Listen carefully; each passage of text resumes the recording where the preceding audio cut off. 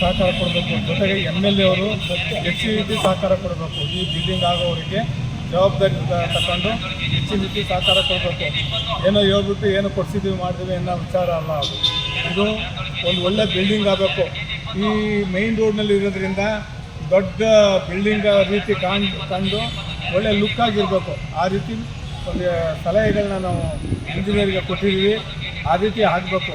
ಹಾಗಾಗಿ ಬೇಕಾದರೆ ನಮ್ಗೆ ಫೋನ್ ಮಾಡಲಿ, ನಮ್ಮ ಸಲಹೆಗಳು ಏನಿದೆ ನಾವು ಕೊಡ್ತೀವಿ. ಒಳ್ಳೆ ಬಿಲ್ಡಿಂಗ್ ಆಗಬೇಕು. ಈ ಮಧ್ಯ ಹೃದಯ ಭಾಗದಲ್ಲಿ ಮಾನ್ಯ ರಾಷ್ಟ್ರ ನಾಯಕರಾದಂಥ ಜಗಜೀವರಾಮ್ ಅವರು ಬಂದಂಥ ಈ ಒಂದು ಸರ್ಕಲ್ನಲ್ಲಿ ಇದೇ ಜಾಗದಲ್ಲಿ ಒಂದು ಮಾನ್ಯ MP ವೆಂಕಟೇಶ್ ಅವರ ಕೊಡುಗೆ, ಅವರಿಂದ ಇಲ್ಲಿ ಒಂದು ಜಾಗವನ್ನು ನಮಗೆ ಸಿಕ್ಕಿದೆ. ನಮ್ಮ ಸಮಾಜಕ್ಕೆ ನಾವು ಹೆಮ್ಮೆ ಪಡಬೇಕು. ಅವ್ರ ಫೋಟೋನು ಕೂಡ ನಾವು ಒಂದು ಸಮುದಾಯ ಭವನ ಆದಮೇಲೆ ಹಾಕಳ ಅಂತ ಒಂದು ತೀರ್ಮಾನ ತಗೋಬೇಕು. ನಾವೆಲ್ಲ ದಯವಿಟ್ಟು ಒಳ್ಳೆ ರೀತಿಯಲ್ಲಿ ಈ ಸಮುದಾಯ ಭವನ ಆಗೋಕ್ಕೆ ತಮ್ಮೆಲ್ಲರೂ ಒಂದು ಜಗಜೀವರಾಮ್ ಸ್ಟ್ಯಾಚು ಕೂಡ ಇಲ್ಲಿ ಆಗಬೇಕಾಗಿದೆ. ಅದನ್ನು MLA ಅವರ ಗಮನಕ್ಕೆ ತಂದು ಅದನ್ನು ಮಾಡಿಸ್ಕೊಡ್ಬೇಕು ಅಂತ ನಾವೆಲ್ಲರೂ MLA ಬಾಬು ಜಗಜೀವರಾಮ್ ಭವನ ಸುಮಾರು 2023ರಲ್ಲಿ ಅನುದಾನ ರಿಲೀಸ್ ಆಗಿತ್ತು. 2 ಕೋಟಿ ಈ ಅನುದಾನ ಹಂಗೆ ಪೆಂಡಿಂಗ್ ಇರೋದ್ರಿಂದ ಸರಿಯಾದ ರೀತಿ ಪ್ಲ್ಯಾನ್ ಆಗಿರಲಿಲ್ಲ.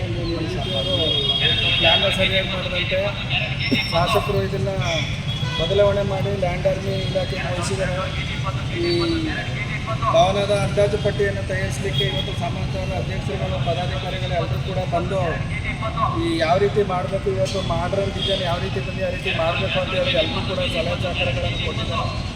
ಈ ವಿಚಾರವಾಗಿ ಇವತ್ತು ಸಭೆ ಕರೆದು ಎಲ್ಲರೂ ಕೂಡ ಒಮ್ಮತದ ತೀರ್ಮಾನ ಮಾಡಿ ಬೇಗನೆ ಕಟ್ಟಡದ ಕಾಮಗಾರಿ ಪ್ರಾರಂಭ ಆಗಬೇಕು ಮತ್ತು ಮುಂದೆ ಒಳ್ಳೆ ಡಿಸೈನ್ ಮಾಡಬೇಕು ಅಂತೇಳಿ ಎಲ್ಲರೂ ಕೂಡ ಸಹಕಾರವನ್ನು ನಿಮಗೆ ಕೊಟ್ಟಿದ್ದಾರೆ. ಅದರಿಂದ ಏನು ಕೂಡಲೇ ಮಾಡಬೇಕು ಅಂತ ಸಂಬಂಧಪಟ್ಟ ಇಲಾಖೆಗೂ ಸೂಚನೆ ಕೊಡ್ತಾ ನಾವು ಈ ಒಂದು ಕಾರ್ಯಕ್ರಮವನ್ನು ಇಟ್ಕೊಂಡಿದ್ದ.